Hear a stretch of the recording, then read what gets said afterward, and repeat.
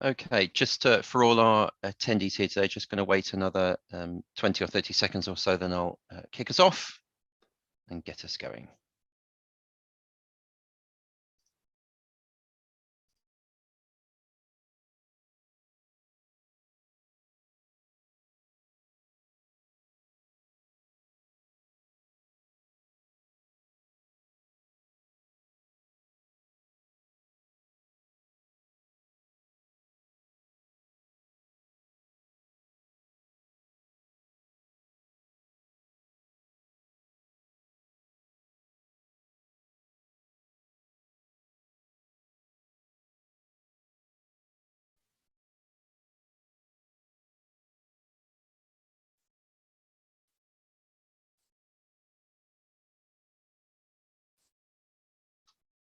Wonderful. Hello and welcome then to the Ukie Hub Crawl 2022. I'm Sam from Ukie and I will be your host for today's event. Thank you very much for joining us on a busy afternoon.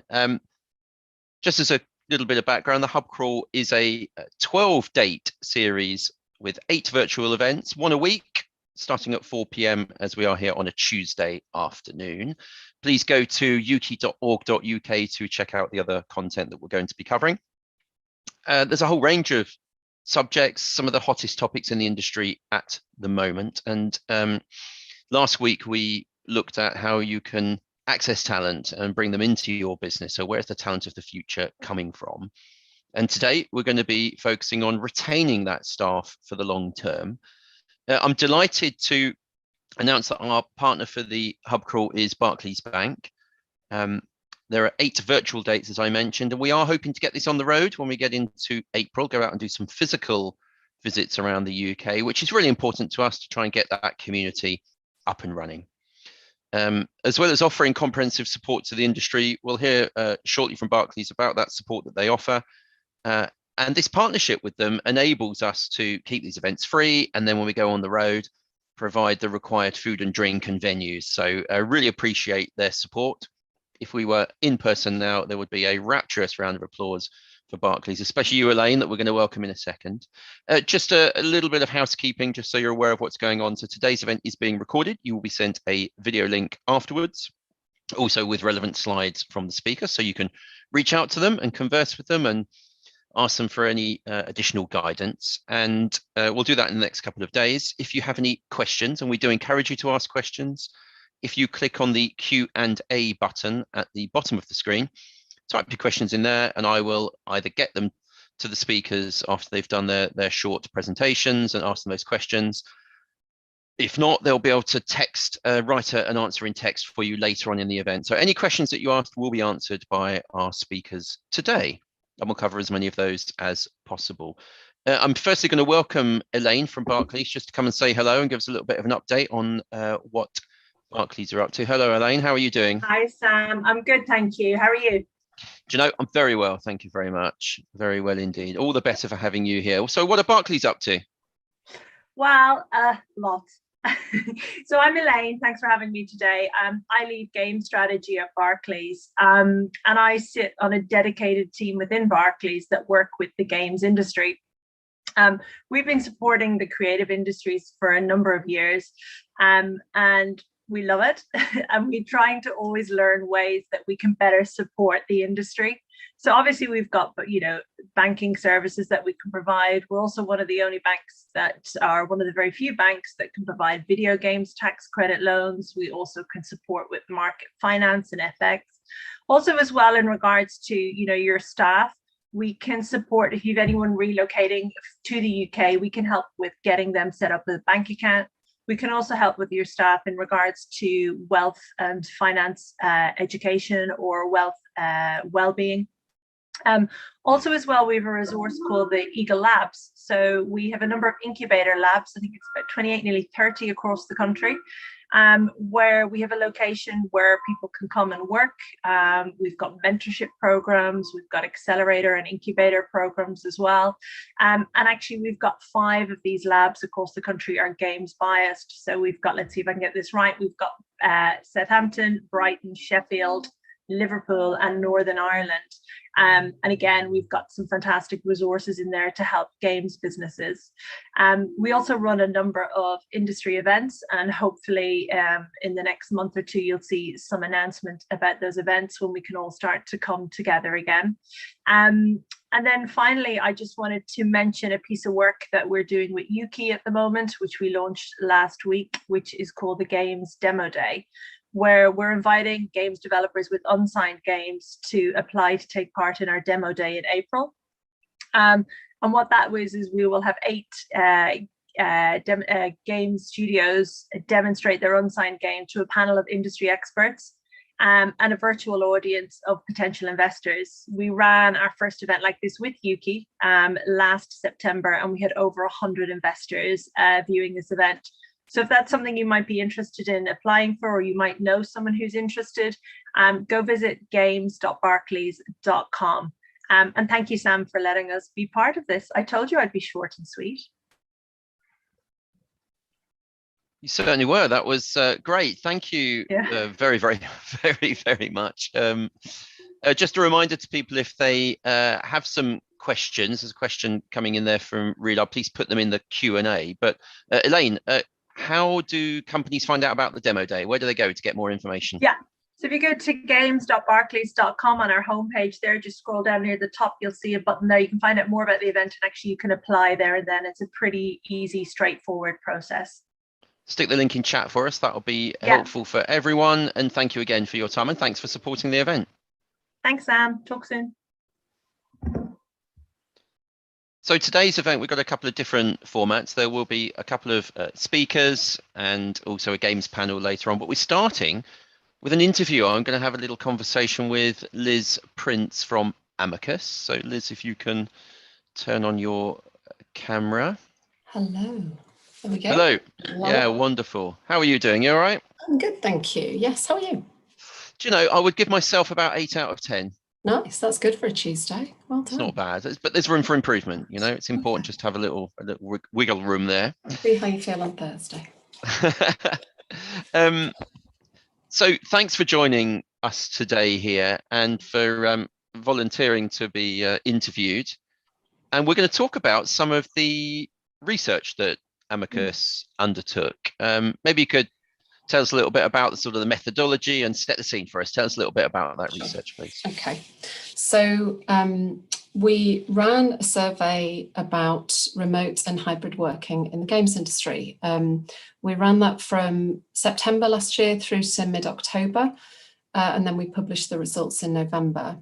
It ran on Google Forms with questions about things like how and where people had worked during the pandemic, the pros and cons of that, what they'd experienced. And then specifically because of that sort of timing, what working pattern they had moved back to if they'd gone back to studio, or what they were expecting to move back to, because obviously government guidance had changed around that time. And we were also trying to get a feel for whether they were happy with that type of arrangement that they were going to be going back to. And we also, Sam, asked about their aspirations for their ideal working patterns, whether importantly they would change role to attain those if they weren't on offer. Essentially, that's quite a detailed bit of information you want to gather.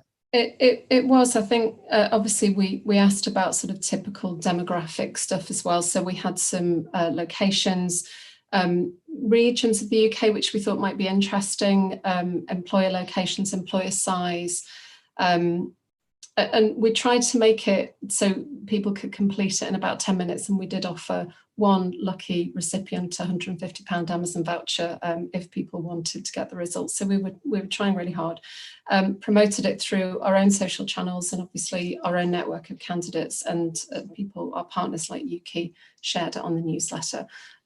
So I think in total we got 428 responses, and on the big questions, most of those people responded. That's a really good number. That's really impressive. Yeah, we're really pleased. You know, some data research companies can do a whole national bit of demographic research based on those kinds of numbers. So you know, that's a good number. I guess it also kind of highlights how important a topic it is to people. Yeah, indeed. And what was sort of the motivation for doing the research? So I guess as everybody experienced through the pandemic, things sort of evolved and changed really dramatically and really quickly over that 18 months, 2 years. So we felt that we had a lot of anecdotal data for what candidates wanted from their employers. But we wanted something more concrete and feedback that we could share with clients to help them in shaping their candidate offering, helping them to make sort of informed decisions rather than assuming they knew or assuming that we knew. Yeah, that was really the emphasis behind, especially that timing as well, that kind of government guidance changing, people going back to the office, getting it. So I totally understand why you would do it at that time scale. It was the perfect time to do it. Whether that was planned or not, I don't know, but it certainly fitted in beautifully. And do you anticipate doing the research again? I think we're always kind of really keen to get that, or check the pulse, as it were, of candidates in the games industry, and we do try to keep that dialogue. You know, as I say, we had lots of anecdotal sort of information. We definitely want to build on the survey. Whether we would ask exactly the same questions, I think is probably of its time. So we would build on what we've got and kind of see how it's moved and evolved from there. Definitely. So the research, I mean, it's absolutely core to what we're looking at today about retaining staff and the way staff are thinking at that moment, and also where they're going to be thinking in the future. You know, what their sort of aspirations are. And I know the research, I've seen some of the findings from it, and it highlighted both long and sort of short-term trends. What are the key things that jumped out at you from the research? Yeah, so I've got a couple of the stats for you. So at that point, so remembering this is the autumn of last year, just under 60% were still working from home, which I thought was a really big number, actually. 15% were hybrid working, but at their own discretion, so choosing when they could work in the studio, and 13% were back. 25% of those that answered said that their employer had already confirmed they would not be going back to the office. So either they were offered remote indefinitely, and about 9% had already made their job fully remote. I think what really came through was that flexible working was seen as a must-have now rather than a luxury, which definitely pre-pandemic in the games industry, it was certainly, you didn't see it terribly often. I think probably for this conversation in terms of retention, going forward, of those who stated that they don't currently have their ideal working conditions, 79% of them said that they were currently considering or possibly considering a career move to achieve those goals. So big numbers of people prepared to change jobs. Right, so 79% that didn't have the conditions they wanted were prepared to look at moving. Correct. It's an enormous number. It's an absolutely enormous number. And I think it really ties in with the general conversation that's been happening about the Great Resignation globally, doesn't it? Yeah, absolutely. And one of the other things, just, I mean, I'm adding up, I love to add up percentages, whether I've done it right or not. It almost suggests to, if you talk about the number of staff who already confirmed that they're not going back to the office because they can work remotely, and those where that had already been decided, is a third of the workforce. So even if, for instance, everything were to come down and be back to normal, you'd still literally have a third of the workforce permanently working from home. So these are seismic changes. Yeah, I think that's probably when I was thinking about the conversation that we wanted to have today, that's the biggest thing I think that people need to shift, is their mindset that's not, we're not going back, we're not waiting now for things to just return, and people have to accept that what's happened over the last 2 years will never go back to where we were before. And that's really significant, I think, when thinking about our retention strategy for moving forward. Well, let's build on that then. If we're talking about increased number of people working from home, did you ask what the sort of the other incidental benefits of that were, and were people happy to share that? Yeah, there was, we gave some choices, and then obviously we gave some free text as well. But I think what came out really importantly to us when I show you this, so the top one, 83% of people said that they saved money on commuting.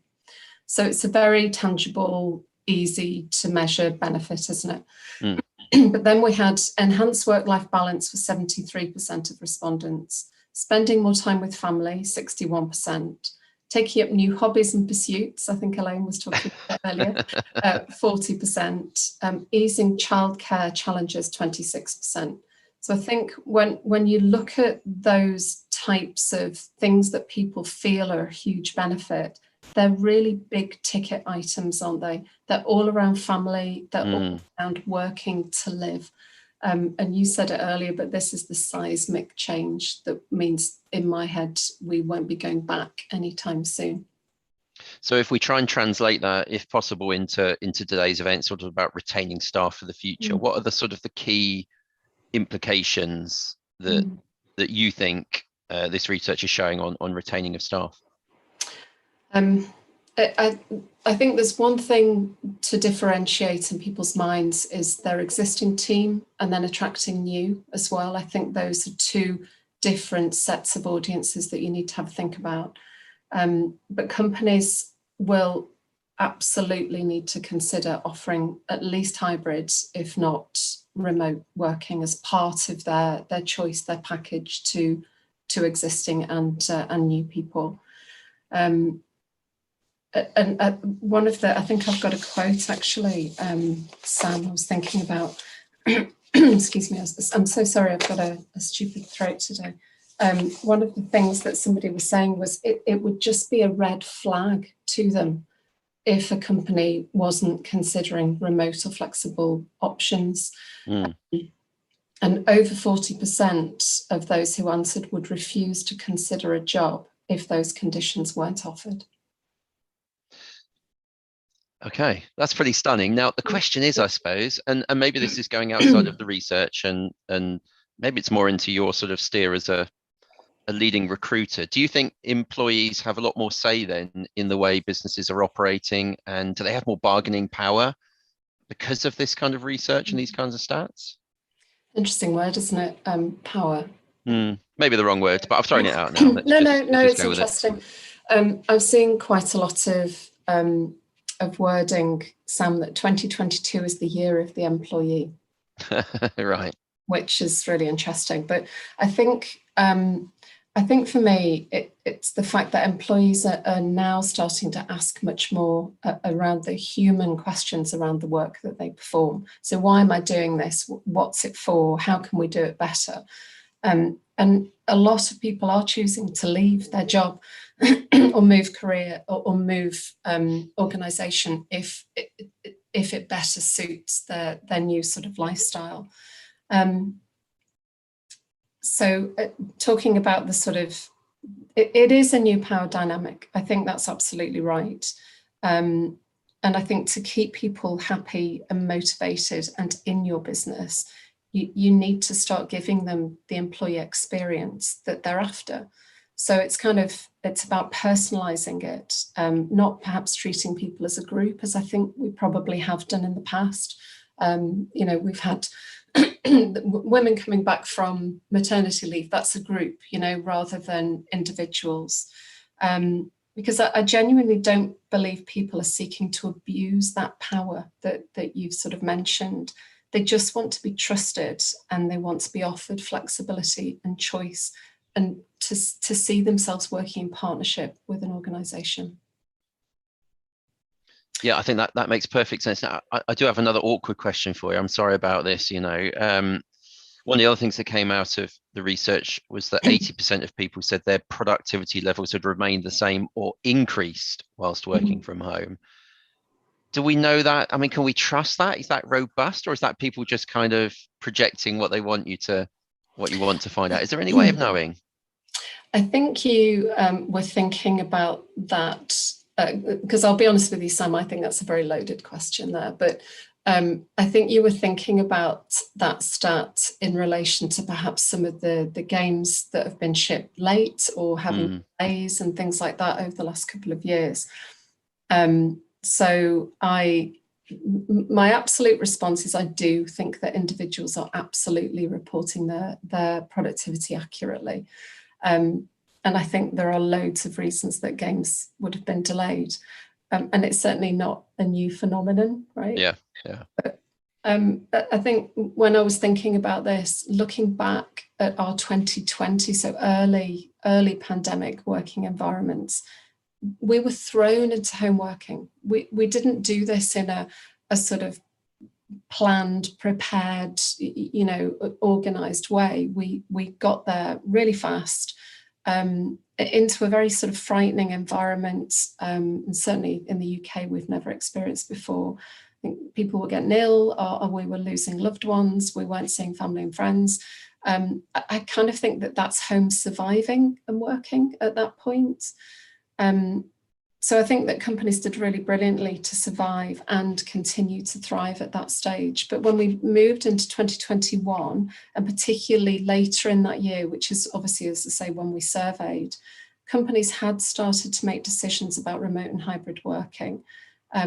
Employees had become used to flexible working. Kids had gone back to school. We had more stability, even if we weren't sort of out of the woods. So I think employees then were really able to focus on their outputs and articulate accurately around their productivity. So I felt that was a very robust set of answers. Yeah.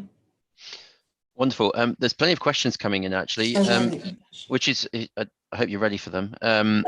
Just a quick reminder, if people could put questions in the Q&A, I'll scoot through them as quickly as possible. Any that we don't get to, if you can have a look and answer just in text format, Liz, afterwards of the Q&A, that would be great. Firstly, how can people see this data? If anyone's missed it, how can they get hold of it? If you just bob me a line at hello@amicus.com, we'll send you the summary report, absolutely. hello@amicus.com. Yep. Wonderful, thank you. And question about the so that maybe it's something you can answer in the text, actually, a question about sort of the way people are perceiving, do they want to go back half day, or is it 100% remote or bust? Just some of that sort of granularity might be interesting to explore. I think that would be interesting. Do you want me to answer that now? Yeah, go for it. Yeah, go for it. Yeah. I think the feedback about, no, let me take a step back. What people want, Catherine, is flexibility and choice. So if somebody wants 100% remote and you're willing to offer that, then absolutely, there's a brilliant match. Do some people want 1 to 2 days in the office?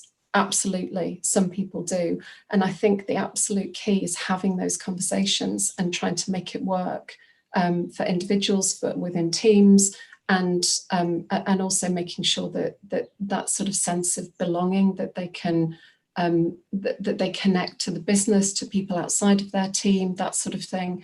This is now going to all be about tech and how we collaborate, I think, to really sort of make it work now that we've got time to design that communication. I hope that answers a bit. That's good. And there's another question in the Q&A for you to have a look at afterwards, but it talks about sort of values of a business, which is really interesting. So just a final thought, beyond the research, perhaps, what do you think we're going to see happen in the marketplace in the coming months then? How is it all going to fit together? How are we going to keep going? It's really interesting. I think the point that I was trying to get across at the start was people have to change, or employers need to make sure that their mindset has shifted with the candidate demands in the candidate market, that it's not, we're just playing this out until whatever happens and then we can go back. We are now in a whole new world of candidate requirements. So sort of really accepting that this is now about, as I say, designing the way that we communicate and collaborate. with a distributed workforce, and also some seeing the benefits of that in access to talent, and thinking about the fact that we can now really open up the talent pool. Even if you just look at the whole of the UK, it means that you can accommodate people from totally different backgrounds, experiences, etc., that you perhaps might not have been able to attract before if you didn't have that type of remote offering. So really starting to look at the benefits of that. Yeah, and the one other thing I was going to say was the 4-day week is something that really is gathering some steam. And I think to have a look at some of the research around that and the companies that have really started to make that work, and not just made it work because candidates or employees think that that's a nice idea, but based on the data and the amount of productivity that they have found to be successful, that they can now pay the same amount of money, but allow people to have even more life-work balance by operating a 4-day week. It's going to be fascinating to watch. So I think that's the direction of travel in my view. Some really thought-provoking stuff there. Thank you very much, Liz, for joining us today and talking through the research. Great. What a great way to set us up here then. And now we've talked about the general tone and the way things are going. We're going to invite a few speakers to come along and talk about other ways that we can look after the staff and retain them for the long term. Up next is Brian Cooley. Brian from Mind Fitness. Brian, all there? All good? All good, yeah. Lovely to see you. And you've got some slides to share, if so. I have, although I love the interview format as well. So feel free to ask me any questions as we go through. I won't interrupt you, but I'll ask you some questions at the end. So I'll hand over to you. Take it away. Just click on the green button for share screen and it's all yours. Okie dokie. Once it's there, I'll just tell you, yep, that's all visible, all good. Over to you, Brian. Okay.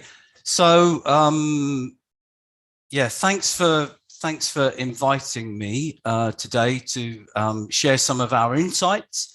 My name is Brian Cooley. For some of you that know me or have worked with us as a business, it's really nice to see some of the comments in chat.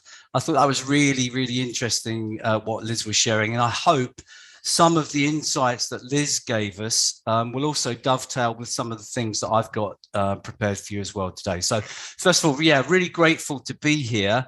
I've been in the games industry, I guess now for probably about 3-4 years. And my only regret around working in the games industry is that I didn't start 30 years ago, because I love it and I love the people that I've been working with in that time.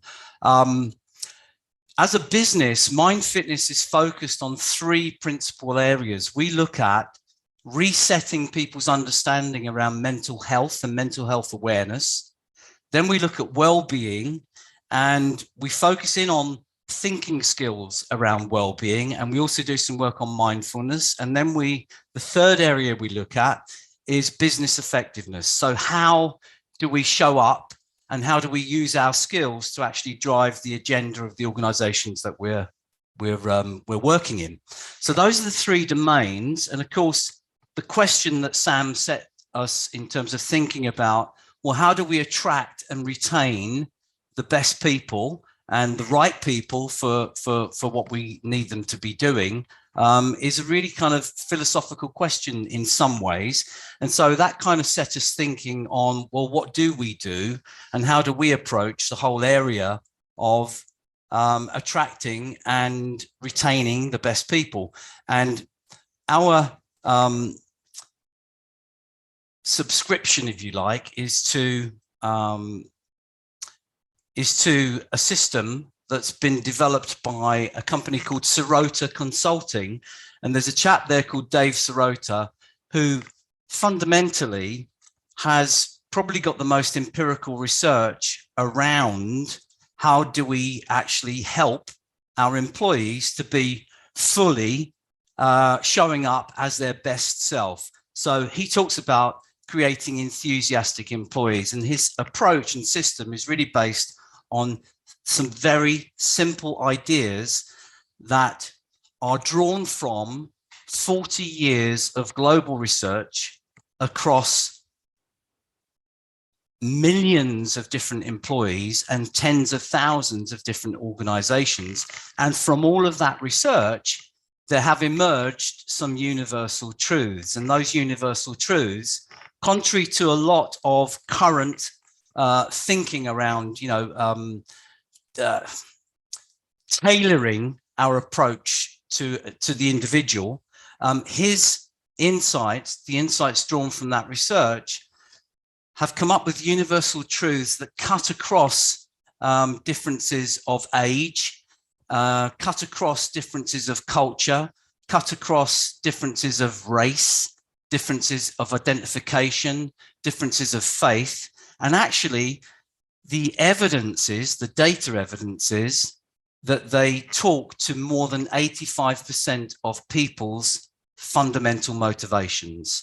So his whole concept is premised upon alignment of the organizational goals with the employees' goals. And I'm sure some of you are very familiar with the three-factor theory of human motivation.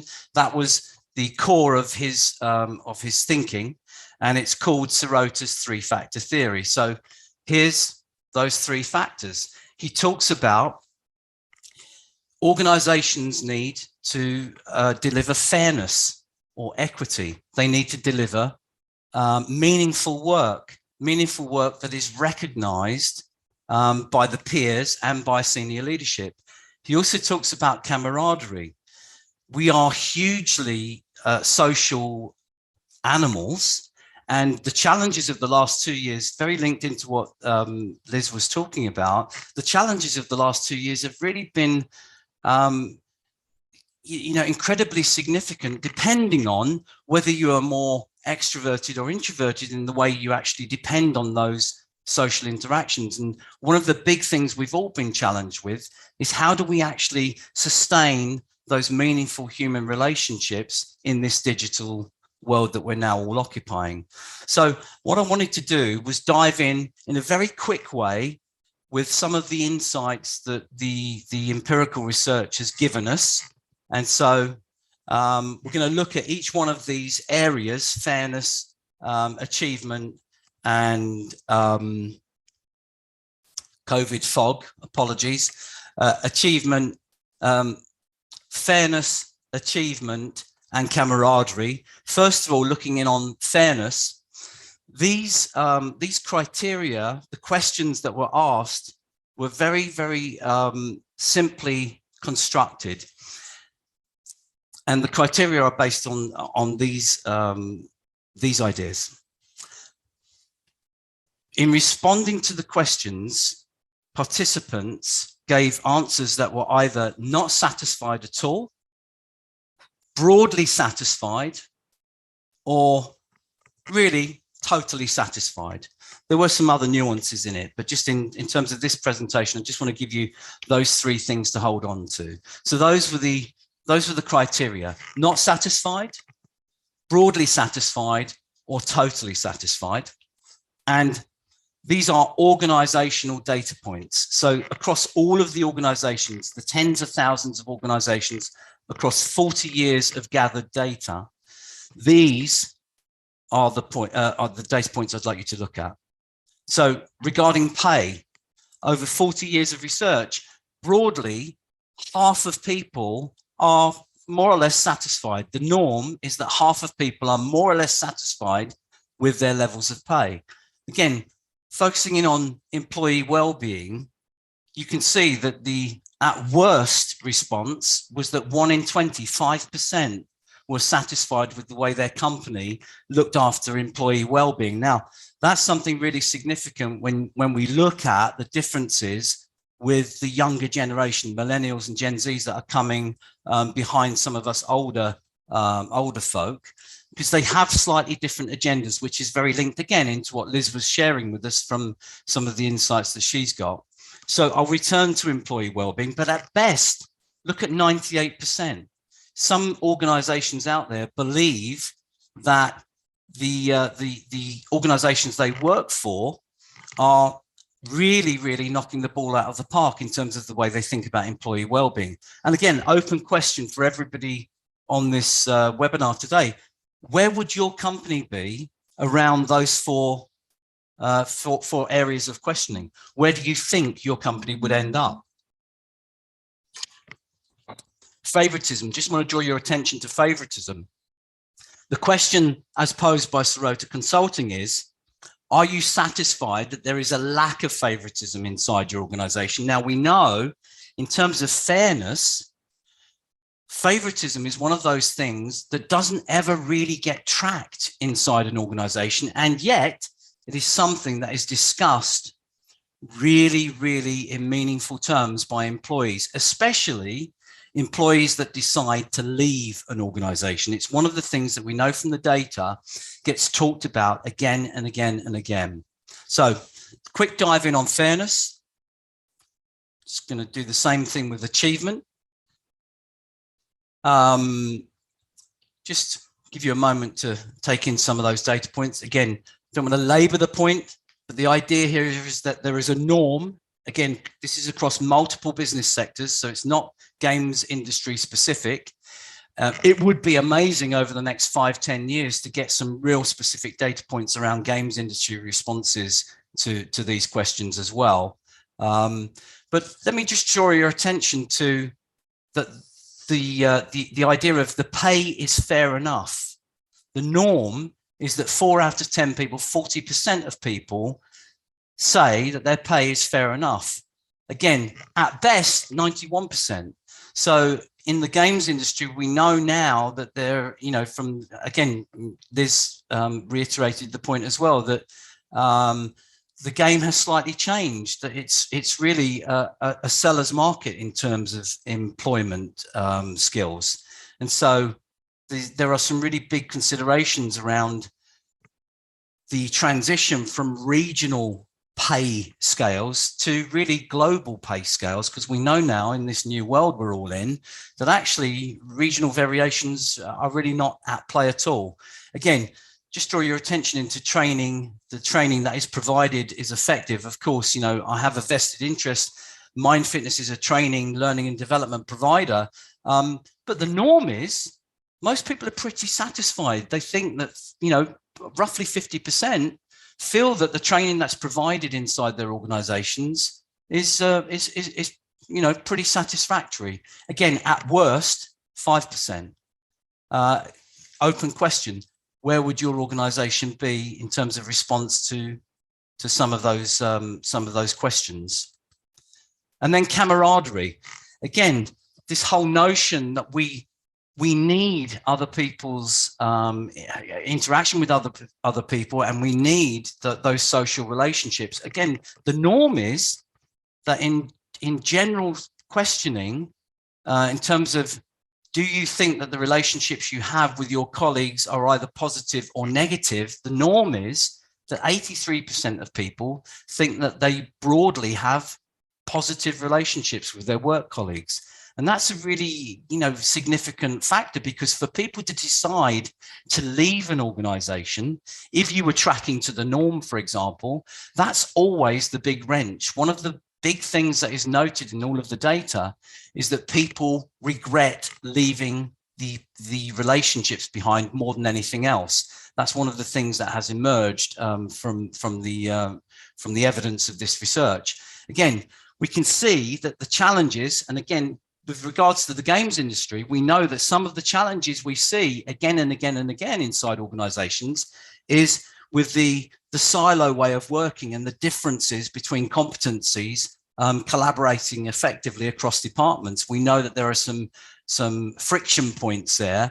Again, the norm is that it drops off as you go from the individual team to intra-department and again to the wider company. Open question again. Where would your company be tracking around responses to those questions? Again, I know that you haven't got the specific questions, but you've got the area of questioning. Where would you be? And indeed, you know, look at the best examples out there. Look at where they're tracking, and the overall insight from all of the research is that when we when we address fairness, achievement, and camaraderie together, they are each greater than the sum of their parts when combined, because people are having their fundamental human motivational needs addressed and met. And then what we get is enthusiastic employees that then deliver for the organization competitive advantage. So really significant to address those universal truths, 40 years of data that give us insights that we can leverage. Just wanted to share with you, I hope I'm not going over time, Sam, please, I hope I'm okay.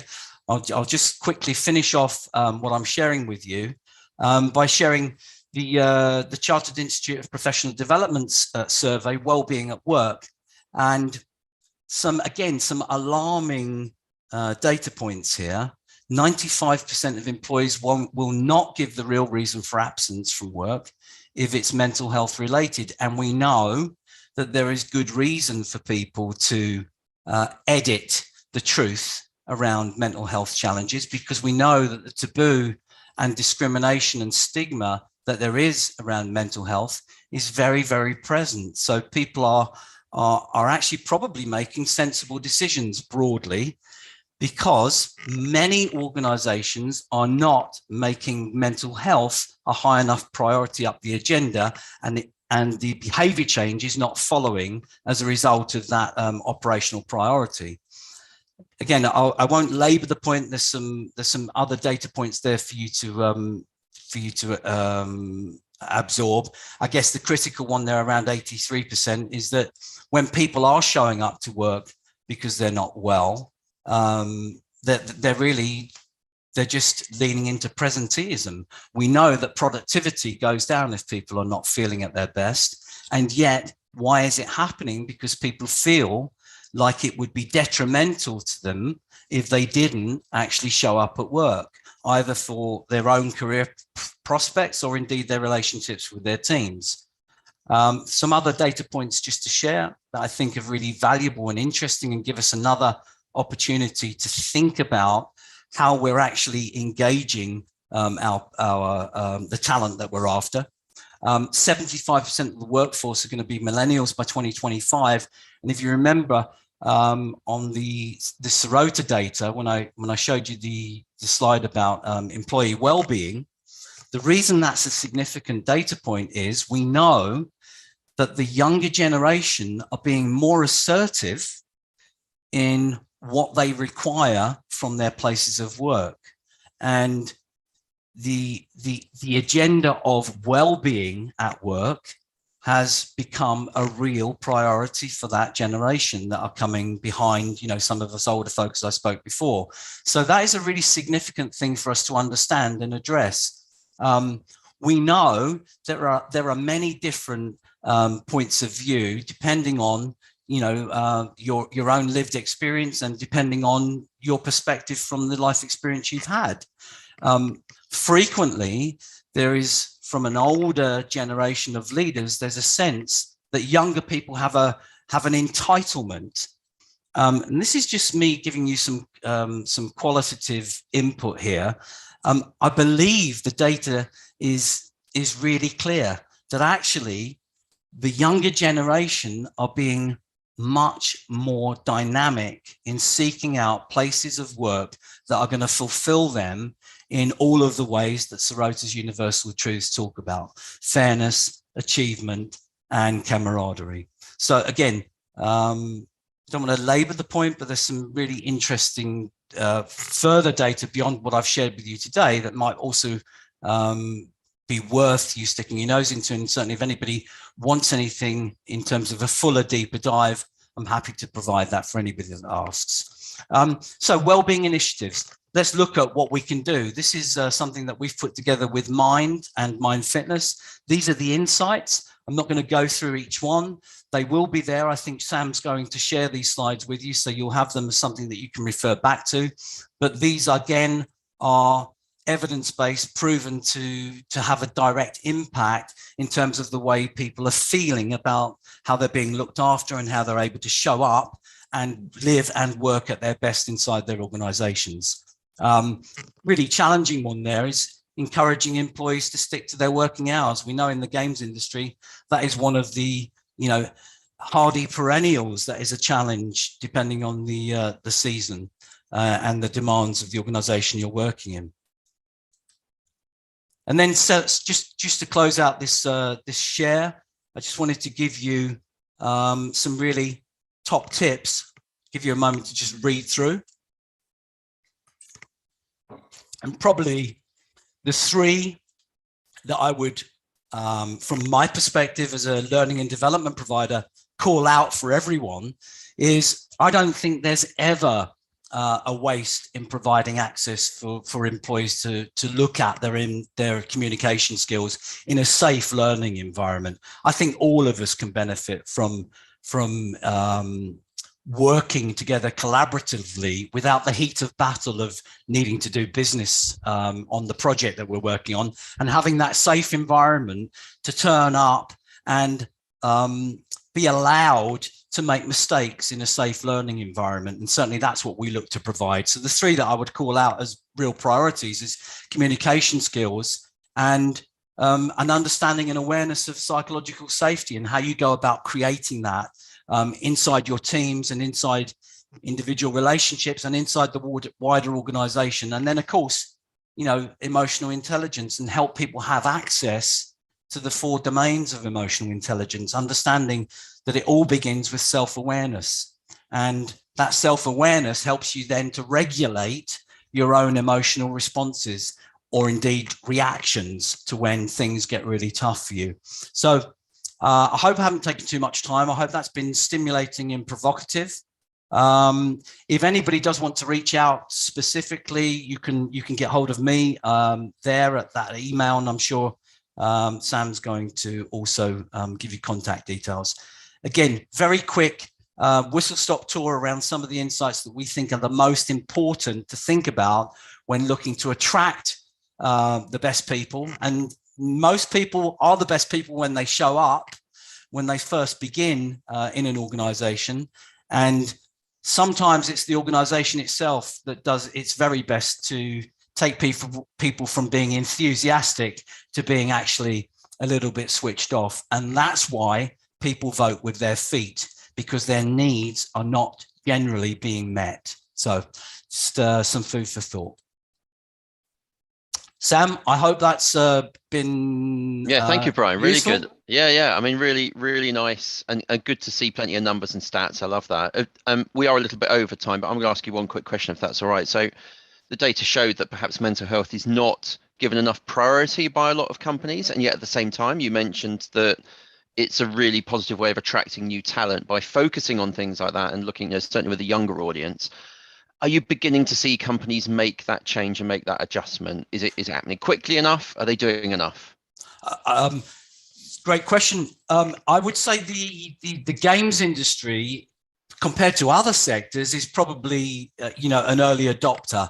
I think that is being driven by the agenda that the younger generation are bringing in. So I also would, from last year, we definitely saw a huge uptick in terms of engagement and understanding that it was something that was a real operational priority. And I think that was connected to what we were all going through and the overwhelming, swamped nature of the negative news we were all having to deal with on a daily basis. I think that created the uptick as well.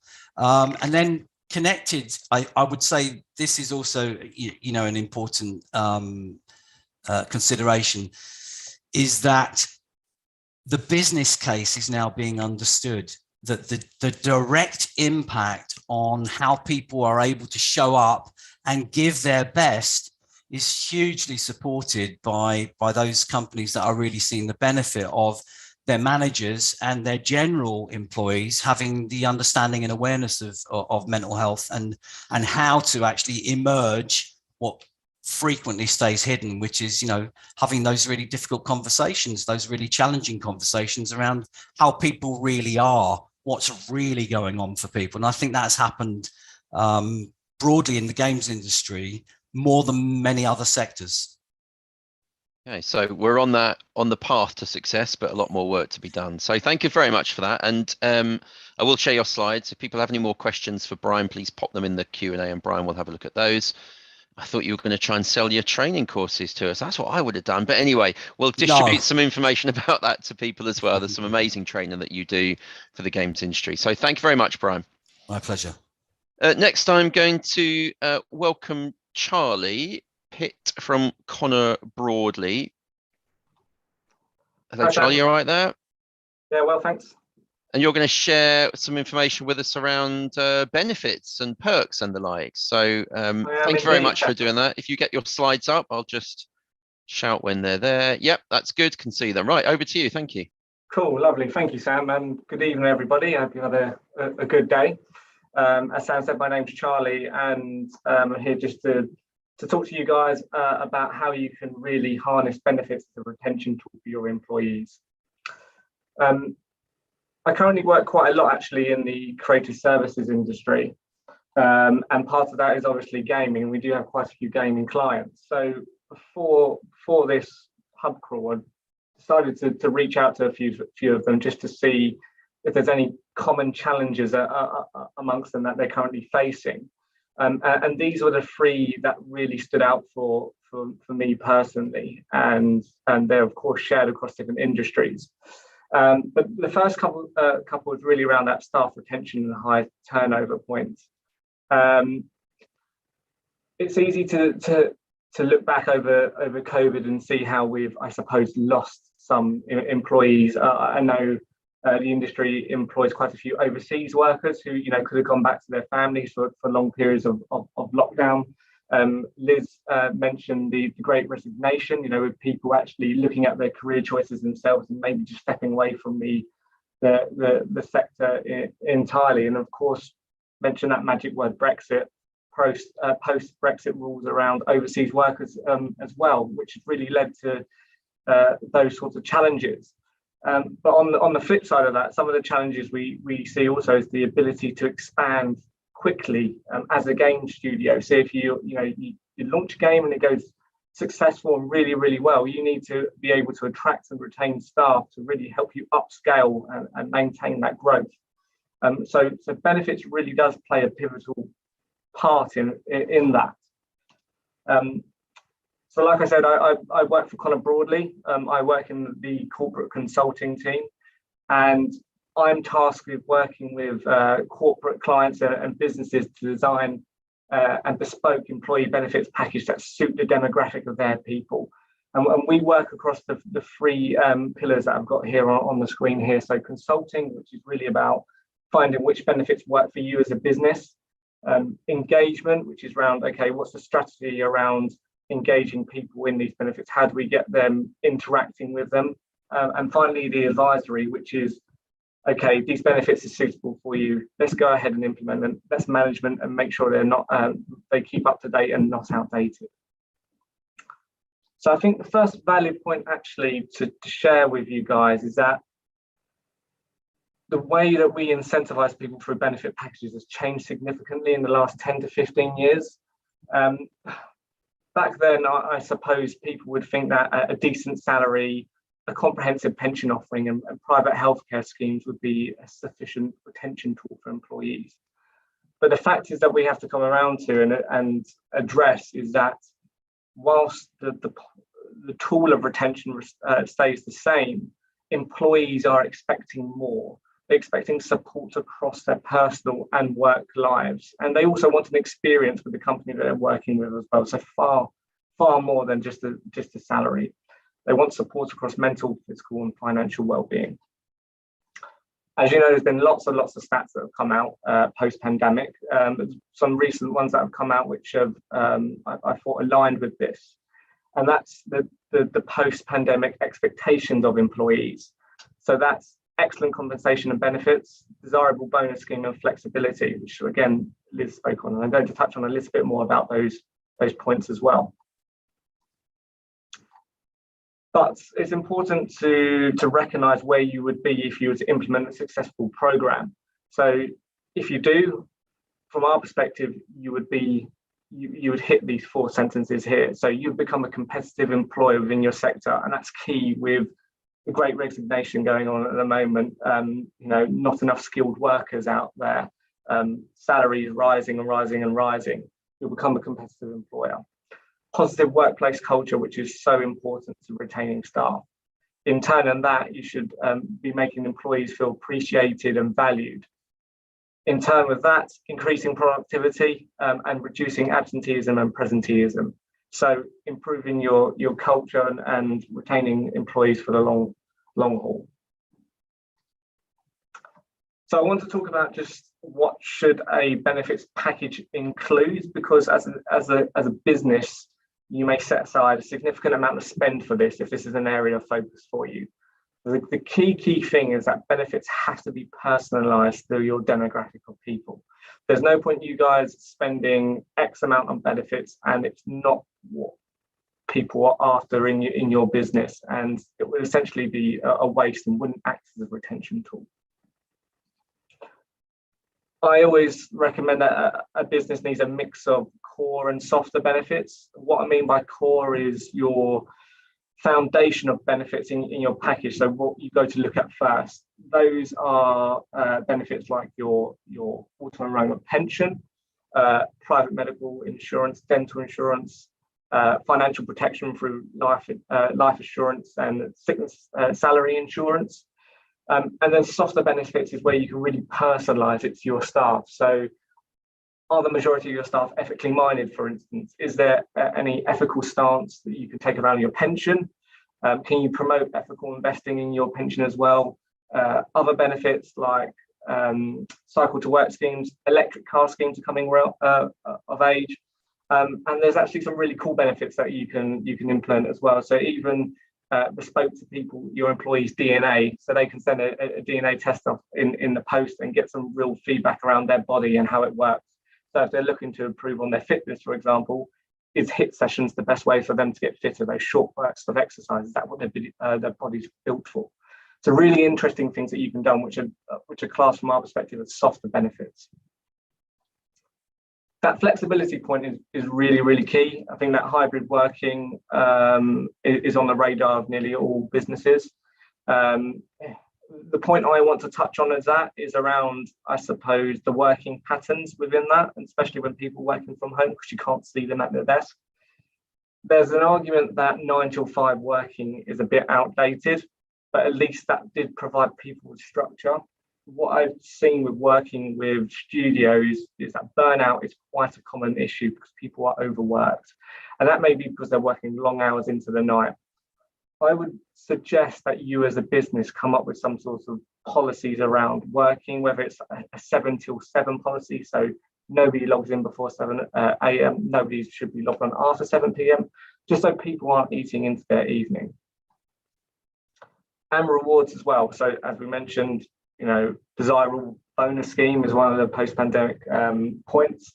But rewards doesn't always have to come down to an annual bonus. You can look at your holiday offering, you can look at your maternity and paternity policies, things like that. And it's important for all those three points is that you link your benefits and incentives periodically, so enhanced over time.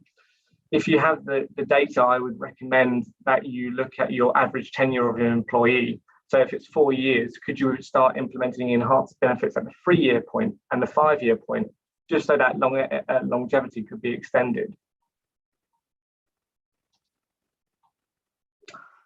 The next point I actually wanted to talk about is just how you actually build an offering. Because again, going back to that point, if you've got loads to spend on the table to go on benefits, you need to make sure it is applicable to your people. So I would recommend that you do some fact finding and sector benchmarking within the industry. So fact finding, you can do that through employee questionnaires, or you can do focus groups. And then if you can, sector benchmarking, what are your competitors doing? What are they offering? And as a minimum, you should probably be looking to match that or enhance that to attract staff. Research benefits, this is really, really key. So once you know that the benefits that employees are interested in, you need to start looking at that alongside your budget. What's the affordability of that? What's going to be of interest? Then you select the suitable benefits. And again, those need to be across the wellbeing pillars of mental, physical and financial wellbeing. It's so key to have a balance across all of them and not just put loads of spend towards mental well-being, for instance, because somebody could have financial worries that they're just parking to one side, and then that's as a side effect then affecting their mental well-being, but the root of it was that financial point. So a spread across all. And then the implementation. So it's really important that you think about how you go about implementing it on launch date, communicating it to employees, which is another point I'm going to talk on a later slide. But in terms of implementation, are you shouting about your benefits, for example? And then we recommend actually reviewing annually. So to ensure that your benefits aren't being outdated or there's something new coming into the sector, you're keeping up to date with that. You also think about what employees want through additional questionnaires. Maybe once every 2 years you want to do an employee questionnaire, or even just an ad hoc questionnaire about financial well-being or mental well-being. How are employees feeling? Because you need that data to support any implementation of benefits. So through lockdown in the past 2 years, I think it's really come to the forefront in terms of communication of benefits and how difficult it can be for employers. Employers did rely heavily on emails. They relied regularly on company meetings or posters around the office to get the message out about benefits. But working at home, it's been a real struggle, especially being hit by a pandemic. You want people to know about the healthcare support they have, for example. I've seen a huge amount of pressures being put on HR to get this communicated over to them, and of course this is only one part of their job. So they really need to dedicate time. And as I said, email is not always the greatest form of communication for benefits. The solution that we've actually seen in the past couple of years, and this has been a front runner for me and some of the businesses that I've been working with, is an online benefits platform. So this is a place where you can host all the information about all the benefits that you offer, information about them as well. And more importantly, employees can interact with those benefits. So if it's, you log onto this portal, see all the information about your private medical scheme. You click on that and you click sign up. You can do it through there. These platforms can also be bespoke to look like a studio website or intranet, so it looks like it's yours. And then another handy tool I actually like about them is you can create single sign-on to all your other actual providers behind each of the benefits that you offer. So if they have online sites, you can just go straight into those rather than having to remember 4 or 5 different passwords to get into each. So I think that's a really great tool as to where you can put all your benefits online, and then you can reference people onto these sites and get them interacting with benefits. The next round is just around total reward statements, and this links into maybe annual pay reviews that you may do. It's good to actually sit down with an employee and go through, actually, we're not just offering you a salary and a bonus. These are all the other benefits that we're offering, and this is how much it's costing us. And they can get just that total picture of what you're offering, so that they can understand that you're doing more for them than they may actually realise. Again, total reward statements have come along quite a long way from something on an Excel spreadsheet or a piece of paper. There's been updates in this space in terms of you can get really nice digital versions of them. You can also get videos created where it goes through each of the points, the key points of a total reward statement, to helping people again be engaged. Wellbeing calendars. This is something that actually HR teams need to be on top of, I would say. And the purpose of a wellbeing calendar is to promote certain points of your benefits package in certain times of the year. So, in Q1, you may want to focus on health and fitness. In next quarter, it may be around mental well-being and mental well-being support. And after that, and nearer to Christmas time, maybe it may be financial well-being and managing your money. HR teams need to be a little bit more organised around well-being calendars, and need to effectively communicate them as well. So we would say that you'd also have a regular section in any company-wide meetings for benefits where people can talk about them and people can give reminders about certain benefits, or if something's coming up down the line, they can flag that as well. So I suppose going away from email, you need to be talking about this to people regularly. You need some sort of online functionality to help you communicate, because that would help you so much more than sending loads of stuff by email. And one thing I'd also actually touch on is that when you've got new starters, you also need to think about their induction program as well in terms of benefits. So what do they get from day one? They need to know where they can find this information, because if they're not told, they'll never know. I wanted just to quickly share some short and long-term incentives. I won't go through these one by one, and of course you'll be able to see these when the slides are shared.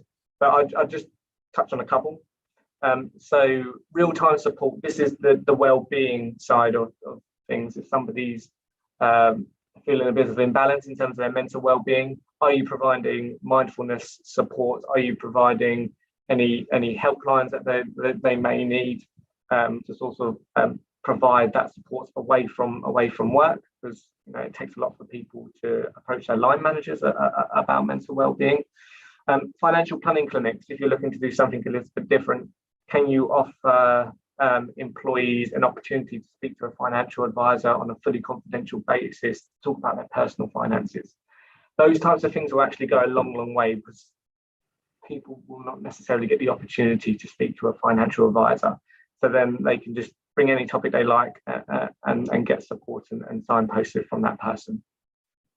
Moving on to the long-term initiatives you could potentially look at, there's a lot around maternity and paternity at the moment, and policies around that. People normally look at the statutory pay in terms of how they operate. Can you offer more from that? Can you link that into longevity of employees? So after 2 years, they get enhanced versions of your policies. And you need to think about these types of things to help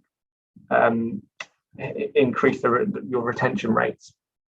And it's not just about the annual bonuses and the financial perks of being part of the business as well. So this is just an example how we've actually helped a business in terms of their employee incentives program. So we decided that from day one of employment, they would have access to the core benefit scheme. So they have access to life cover, income protection, and of course their pension. After probation, they had the opportunity to join the private healthcare scheme and the dental scheme if they want. They didn't have to take one or the other up. They didn't have to. But then year one is when the financial perks started coming in. Annual bonus based on company and scheme company and personal performance. And after that, they also had access to the company incentive plan as well. 2 years, the maternity and paternity, like I just mentioned, was enhanced.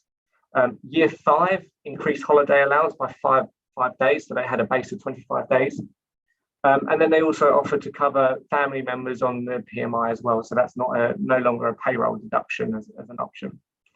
Enhanced pension contributions at year 5 as well, so many businesses do the bare minimums in this, and I would say if you want to differentiate yourself as a gaming studio, can you do more with your pension, because people aren't doing it at the moment, especially in the industry.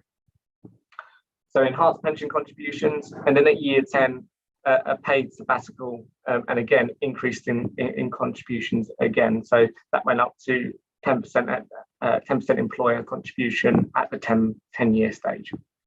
So that was very much the core kind of incentive program as a base. Of course, employees would have had access to financial, mental and physical well-being perks and apps through that stage as well. But that was the core foundations. So as a final takeaway and points to leave with you, I think it's important that when you look at your benefits package, that you need to ask yourself these questions. Does it suit the demographic of your people? Does it provide short and long-term incentives? Have you reviewed it in the last 12 months? So is it outdated? Is it up to date? Is it relevant? And have you importantly added to your offering in the last 12 months? And that's also another important one, because you don't need to spend loads every year to add to your benefit offering. You can, look at little tweaks in policies. We always recommend that to our clients. They always look at one thing per year that they could potentially enhance, no matter how big or small. So that was everything from me today. Hopefully I've stayed on time there. Happy to field any questions that may have come through. But thank you very much for your time. And Sam, I don't know if anything did come through. Yeah, thank you very much for that, Charlie. That's excellent stuff. Questions come through about, let's say you're a small business. A lot of the people here today are pretty small businesses. Yeah. What are what's the starting point for a small business who's perhaps got limited budget, a small number of staff? There's a few more restrictions there. What's your advice for sort of getting a little package going? Yeah, so I mean, first and foremost, you're going to have to start on your pension. For smaller businesses, I would always say just get that up and running in the forefront. And if you want to look at enhancing that at a later date, do that when you've grown a bit. Because if you're a smaller business, you've probably got other things to worry about. I would always recommend looking at some sort of healthcare benefits and mental well-being. So there's loads of great products out there in the mental well-being front that are not that costly as some. So you can see loads of apps are out there which cost a business 6, 7, 8 grand a year to manage. There's loads of businesses out there that are doing other things that you can use to engage. So I would say you need a base layer of support across those well-being pillars as a minimum.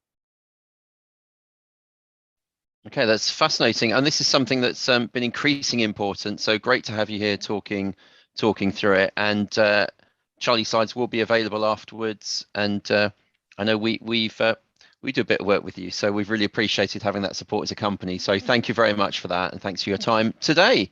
Thanks, Sam. Moving on to our final speaker, and then we have a little panel conversation afterwards. So I'm going to invite Daisy to come forward from Octra. Daisy, how are you?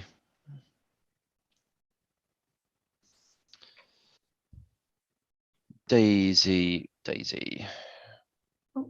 Oh, look at that. That's wonderful technical. And Lawrence. Hello, Lawrence. You all right?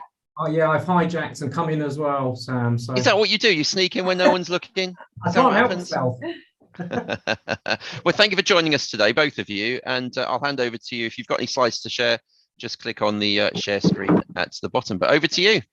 Thanks. Yeah, we've got a consolidated deck of slides. I think we're about 8 or 10 slides, but some really interesting sort of big numbers today, especially from Liz that started the conversation about the retention and the numbers about staff and even the cultural conversations. I think so just introducing ourselves. So we're Octra. So what we do fundamentally is we are interior designers, and we design office and commercial spaces.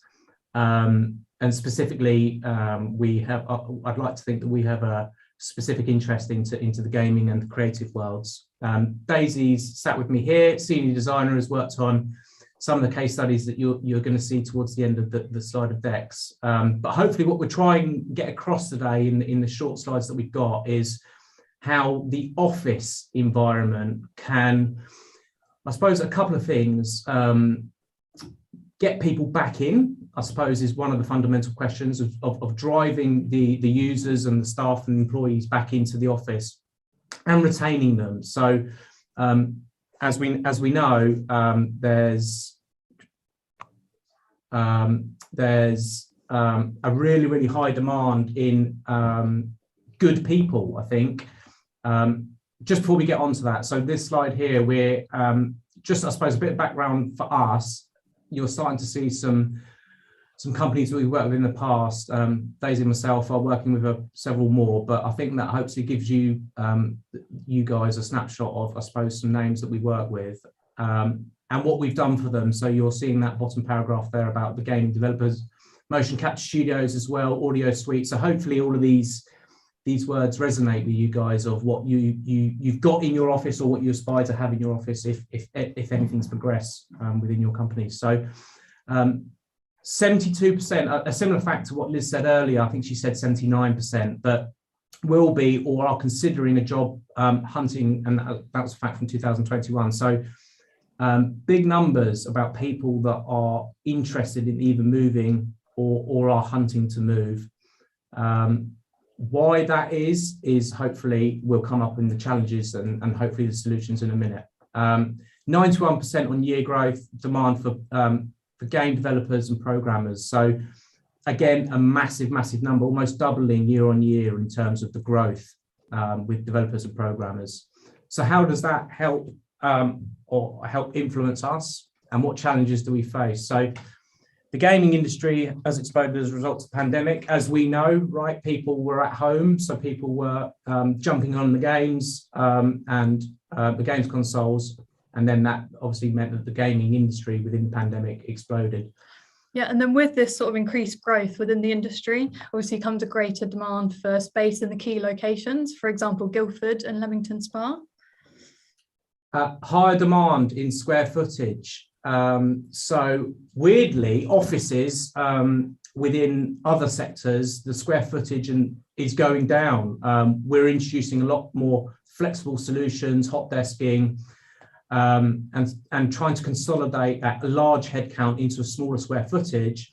We're finding the gaming industry is actually in contrast to this. So point 5, what we're saying there is optimizing the desk experience. Actually, we're finding that the desking solution, I think someone's the desking, the actual desk itself within the gaming industry.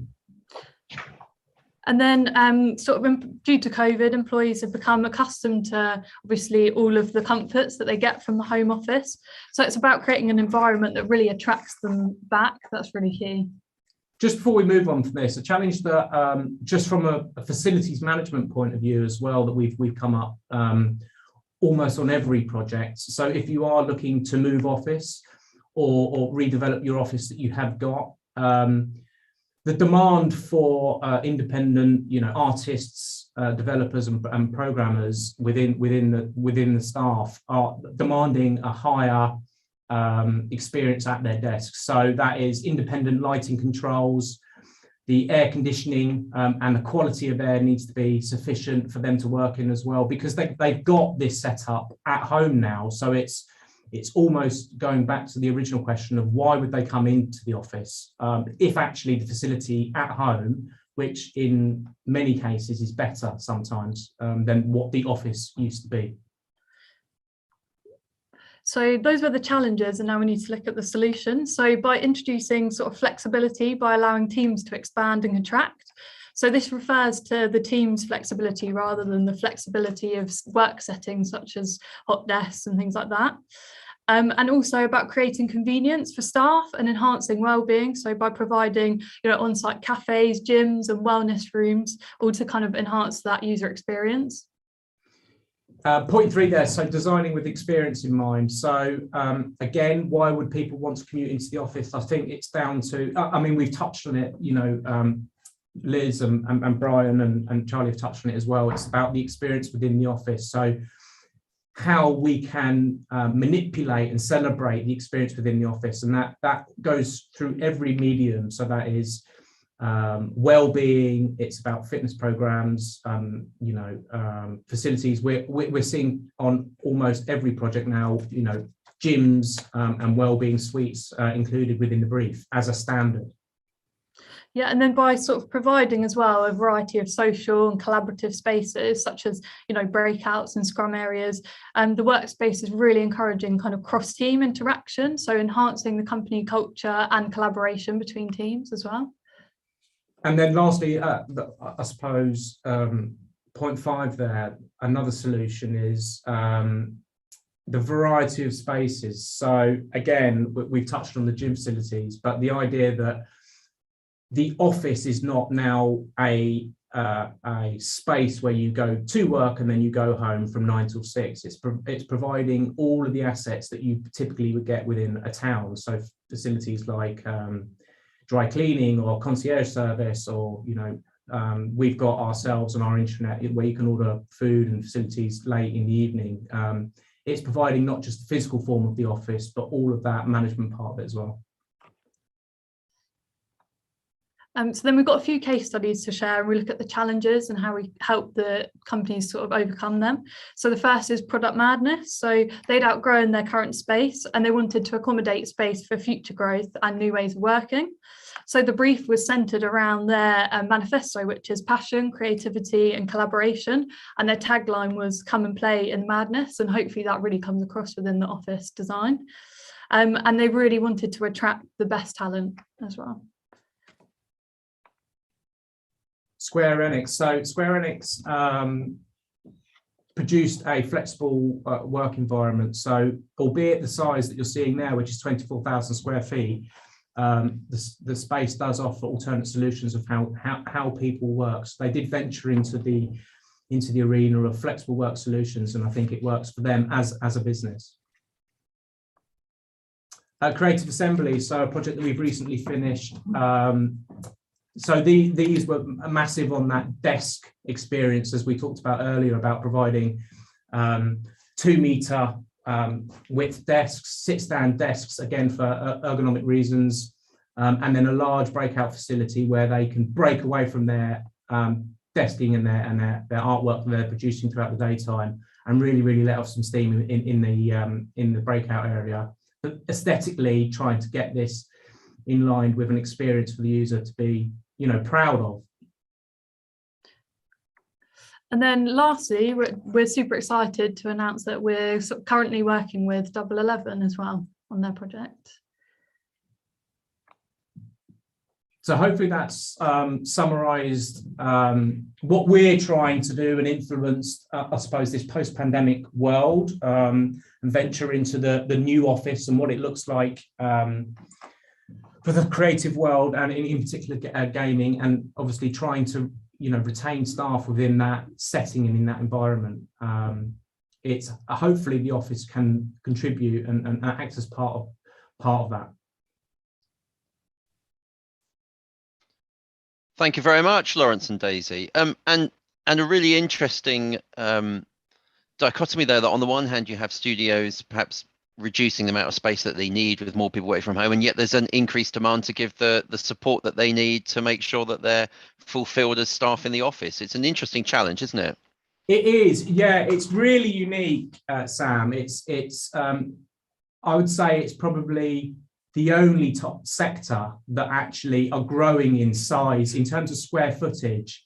People are obviously, you know, looking after the pennies these days. So they're looking at, you know, all other sectors, finance, tech, they're all trying to consolidate their square footage down. And I think we're starting to see gaming is actually increasing that, to the point where we're looking for some clients now that they can't physically get space in the towns that they want because of the square footage that they need. That, you know, they're employing several people a week, and the office facilities within the towns they're looking physically don't have the square footage available. So it's really interesting, the sector, the way it's actually going against the grain. I know you're more focused on that sort of office environment and support, but it does go beyond that, the work that you do, obviously. What about if you've got studios where they've got people working remotely around the world, you know, which is an increasing trend? Is there any sort of guidance? Have you come across that? Is that a request that typically comes in? So you want to work collaboratively, yeah, but you've got people located in multiple locations, either, you know, 2 buildings in the UK or 3 people work from home. What are the solutions? Have you got any ideas around that? Yeah, I mean, so I mean, the easiest solution is obviously what we're doing right now, right? I mean, everyone is now accustomed to this as and this isn't going away. The way we're meeting you now is here to stay, as the other guys have said as well. I think from an office design point of view, though, is maximizing the efficiency of this type of meeting. So what that is the technology within the rooms. It needs to be seamless, right? You don't want to be going into a room, and there's probably a lot of people on this call that can share this. You don't want to be going into a room 15 minutes before the meeting because someone's pulled the cables out of the table and you can't find. You know, I mean, we've all had those annoying situations. So for us, from an interior design point of view, from an office, is making that process as seamless as possible. That makes perfect sense. And I think some of the great examples of companies you've got that you've already worked with just shows that you're, that knowledge and understanding of how video game companies work in particular, or games companies, is going to be really useful going forward. So I'll share your contact details with everyone, and hopefully people will get in touch and pick your brains for a little bit more support. If there's any more questions, please, people put them in the Q&A, and we'll ask Daisy and Lawrence to answer them in there. But thank you for your time. No worries. Thank you very much. Take care. Thanks. And we are a little bit behind schedule. I'm sorry about that. And we talk about the work-life balance, and here I am starting a short games panel, and we've really late in the day. So sorry about that. We will make a start with this and see how we get on. So I'm going to ask Ian, Mel, and Rebecca to turn cameras on. Yeah, really sorry. You need to get away and feed the kids, just like I do. But we're going to start with this and see how we get on. So let's see if we can. You turn your cameras on and your sound on, then, Ian, Mel, and Rebecca. Hello. Hey, everyone. Hi. Wonderful. Now, I know we're up against the clock here, so we're going to get straight in. Mel, who are you? What do you do? What do we need to know about you? Who am I? I am Mel Kent, and I'm head of people at Outright Games. We're a publisher of licensed games for young audiences. Originally a console, we do now have a mobile team. That's exciting. And is there multiple locations for your company? You're in a couple of places, aren't you? We are headquartered on the south coast in Lyon-Solent. Our mobile team is set up in Bristol, but we are now reaching a tipping point with having probably a majority remote workers who aren't attached to an office at all, including Wonderful. myself. We'll come back to that. That sounds really interesting. And Ian, good evening. Hi, I'm Ian. I'm from Double 11. I'm the program manager there. We are a 11-year-old studio nearly. We're 280 people across 2 locations in the UK and in Kuala Lumpur in Malaysia. So we're headquartered in Teesside, and we've more than doubled in the last 2 years, which is quite mental, really. And such a challenge that is. Such a challenge keeping them all happy, finding them in the first place, and then keeping them happy. Oh my word! And Rebecca. Yeah, I'm Becky White. I'm the HR manager at Splash Damage. We are based in Bromley, so very much South East London. And we're a one-site organisation currently, but however, still predominantly, as you can tell from my bookcase, working from home. So we are just starting the potential roll back in of the studio in Q2 and rolling out a hybrid approach. Yeah, I was going to ask about the sort of current policy. It sounds like everyone's got a mixture at the moment, or predominantly working from home. How has that been, Rebecca? How have you found that as a team? And you say you might be getting people back in the office. What's the process like for that? How do you decide how to do that? Yeah, I think Splash Damage, our goal has always been to get those people who want to come back to the studio. I think we're very aware that for us, offering hybrid working for the majority of roles works really well for the studio. Like, we've all seen this over the last 2 years, and there's always going to be some people who don't want to come back, but there's definitely some people that do. And we have a number of those currently working in the studio as it is. And I think, there's a lot behind working from home that can cause kind of a lot of mental strain, other than it just being the middle of a pandemic. Which I'd say with ease now. I think for us, it's we've guaranteed to give 2 months notice of any substantial return to the studio, just so our employees know what we're planning on doing and how that's going to work for them. And obviously we'll help them with kit and any kind of hybrid working or separate flexible working requests that they want to kind of talk about, because obviously it's a slightly different they're two slightly different things. They are. I mean, and the two things you're doing there, you're communicating, you're accommodating staff, which is obviously absolutely vital. Ian, you mentioned, do you say 200 people now? 280. 280. I mean, how do you communicate with all of these, and how do you manage all those expectations? Yeah, well, I mean, Teams is obviously, we adopted Teams before the pandemic, but like the way that those tools have developed over time, lots of video calls, lots of that sort of thing. I mean, it's worth saying as well, like Rebecca, we've got a lot of people who early on we identified they were coming to us asking if they could work safely in the office, you know, once we were over the sort of the initial hump and kind of knew the measure of what we were dealing with a little bit more. And so we've been doing that for a long time. And for a while, it was a very small number of people. And so we could spread people out and they could have massive office spaces to themselves effectively, either because they couldn't work from home effectively for various reasons, or because just for their own, you know, they were close to the studio for the sense of sanity. And then in terms of comms and stuff, we've been really quick to implement things like quarterly updates for everyone that we record so that you can see them, trying to keep checking in with different teams as much as possible. So very, you know, regular stand-ups and quick ones with different discipline teams, bringing in discipline leads and stuff as we've grown quite quickly to make sure that people within an area have someone who understands what they do and understands what they're trying to get done and what challenges are that they face. So it's not just talking to sort of a generalist person about your problems or whatever. You get that kind of understanding someone when you look at them.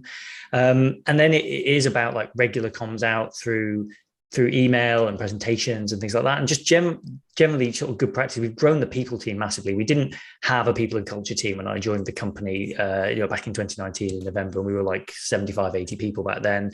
Now watching this live at the moment is Laura Brody, our new head of P&C. And we've got a training development manager who's joined the company since then, dedicated recruitment team. So it's been a lot of putting people in place to support people as we've grown as well, to make sure that we're ready. 2 years ago, we said, let's think like we're a 200, 300 person company now. What do we need if we're going to be that size? And we're just continuing to do that. Like we're picking the next big number as we go. It's interesting sort of forward planning and forward thinking and building the whole team structure as you need. That's really interesting. I don't think companies necessarily did that in the past. Maybe the challenges were easy because we're all in the office, but that's an interesting challenge. And thank you for that, Ian. And Mel, you've highlighted that there's teams in different locations. How on earth can you keep teams in different locations coordinated and working together? How do you do that? That's a good question. It's actually something that feels very natural now, but was much more difficult at the beginning. I wasn't actually with Outright Games at the beginning of the pandemic. I've been in this role for almost exactly a year. So I missed the messy transition to work from home. We did have a handful of remote staff, but we've doubled in size in the last couple of years. And we were much more office based at that time, small US office, a small team in Spain based in an office, and the team on the South Coast. So there were a lot of challenges, and but it's almost been an opportunity that we've expanded so much in terms of people and continue to do so whilst adapting our working structures, because we're bringing people into the company who've always known Outright Games as a kind of depending slightly on where you are in the business, but a bit of a remote first culture. And even the people who we did bring some people back to the office last year on a hybrid model, but then we all got sent home again.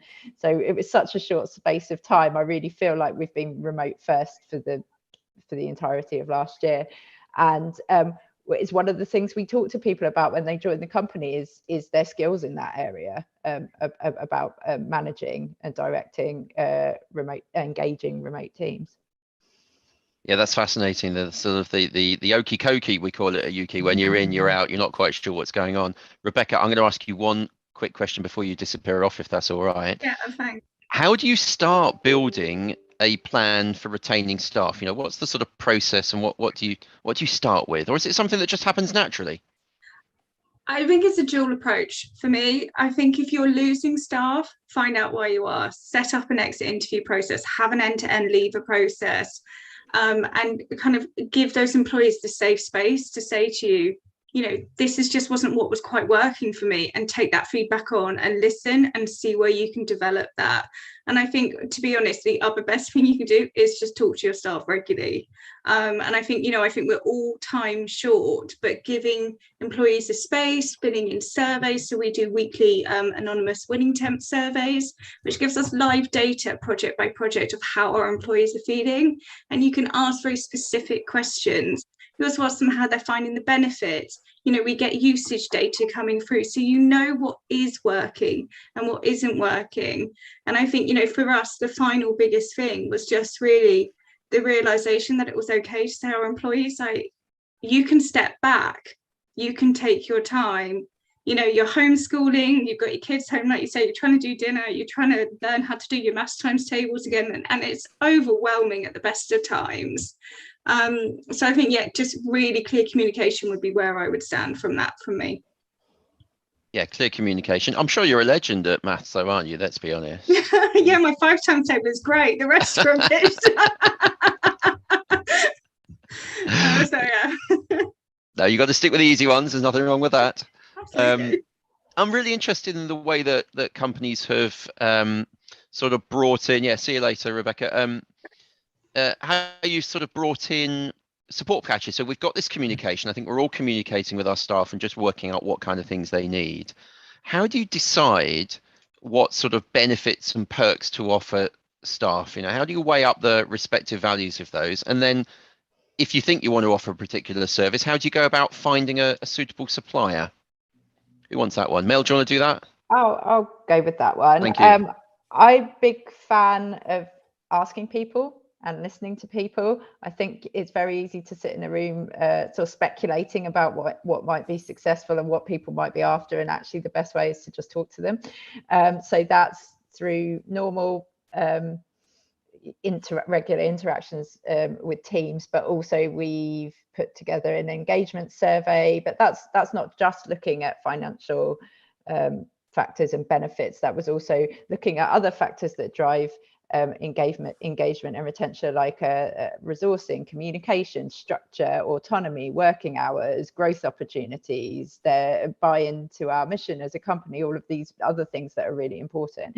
And a benefits survey for senior management, where we got a lot of feedback. And where we got to as a company at the moment is that actually some of our biggest attributes in terms of staff attraction and retention are not the financial ones, and they're not the perks. So really, we haven't, whilst we are obviously working on all of those things, we haven't made them the key focus of what we're doing on those fronts, because when we talk to people, that wasn't what they were concerned about. And what were they concerned about? They were concerned about opportunities for training, growth and development within the organisation. They were interested in maintaining, because we do have a good work-life balance in the company, and that's very important. So keeping that going, and even prior to going work from home, a flexible attitude around working time and commitments. People are very motivated by what we do. I think we have a particular advantage in making games for children and young audiences, in that's something you can really get behind. So really, some of the things that have worked really well have been creating more direct routes into game ideas, suggestions for who we might work with as partners. So because people feel very invested in the games that we're making. So really, whilst I have done obviously some work on pay and benefits, that hasn't been where that conversation has led me to spend the bulk of the work that I've been doing on that. Yeah, and I think that's been reflected in a lot of the conversations we talked earlier about sort of the importance of culture and ethos and the kind of business that you want to be. Ian, thank you for that, Mel. Ian, how do you approach that in terms of sort of building that culture then?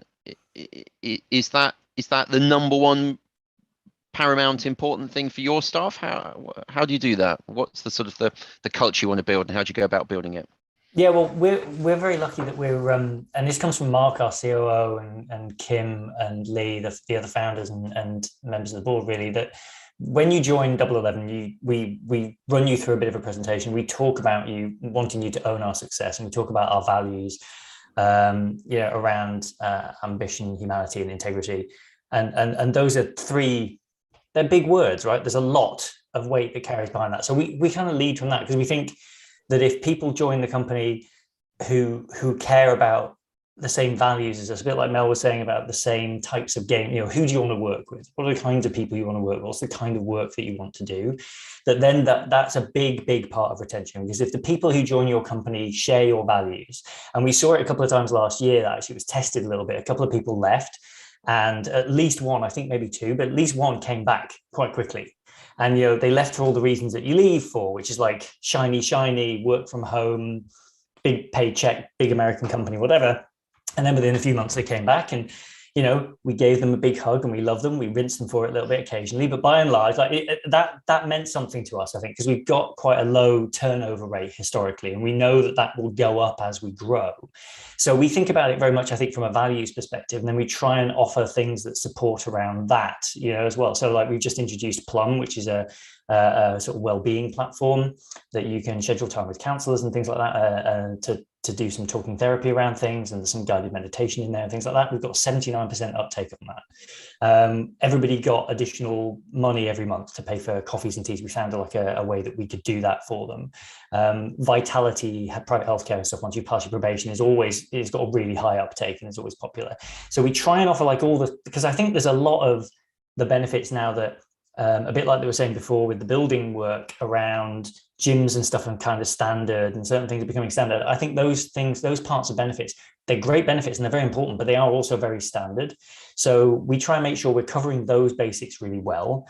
And then we try and think of anything else in terms of, working with the community or working with local, like we work closely with Teesside University on the next generation of people coming through. We have a lot of interns. And so we try and show that we want to be a positive force in the industry and try and live those values through the things that we do and the way that we engage with partners. It's kind of, that's really core for us, really. If it's not values based, then it won't stick.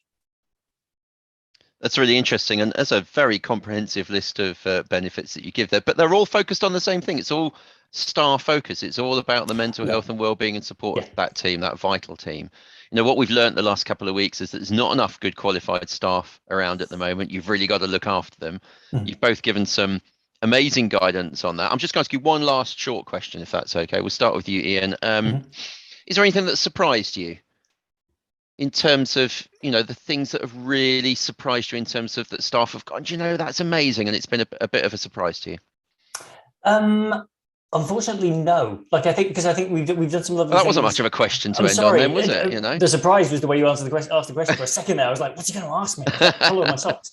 No, I think actually the things that we hear back from people tend to be the things that you expect to hear back. So they have feedback for us, of course.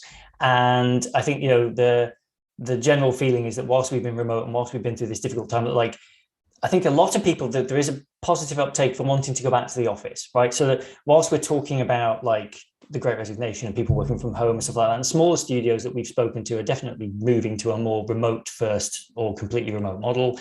We sort of said hybrid, and we wanted to do it in a certain way, and we explained it to the org, and I think the feedback we got there actually was great. Okay, fine. There wasn't a really big surprise there. So I think as long as there is an element of we feel our way. So when I joined Double 11, I came from another industry. I'd been in games previously and foolishly left, and thankfully I found my way back, right? And what I found is that we were doing a lot of things on a very individual way.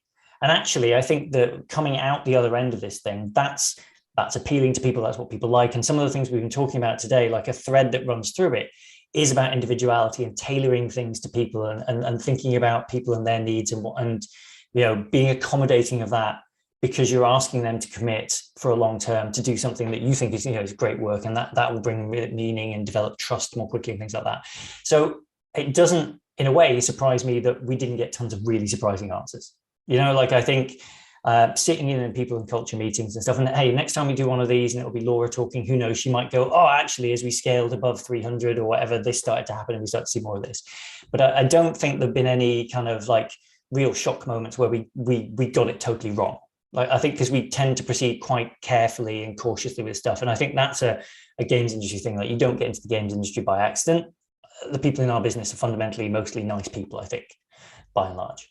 And that's good. I mean, I guess that comes back. It was a terrible question. I apologize, but it does come back to the, communication is key. If you're in touch with this stuff, you know what they want. And they know that they can come talk to you as Exactly. well, which is another thing. Like, you're approachable. Like, everyone at our board level is approachable, and that's one of the nice things about, again, I think that's a games wide thing. I'd love to pretend that like we invented it, but I don't think we did. And it's how you should run your place. We'll take the credit. That'll be good. Thank you for that, Mel. I'm going to finish with you then. Do you want to ignore my question totally? Are there any sort of last minute key takeaways, last thoughts you want to share with us?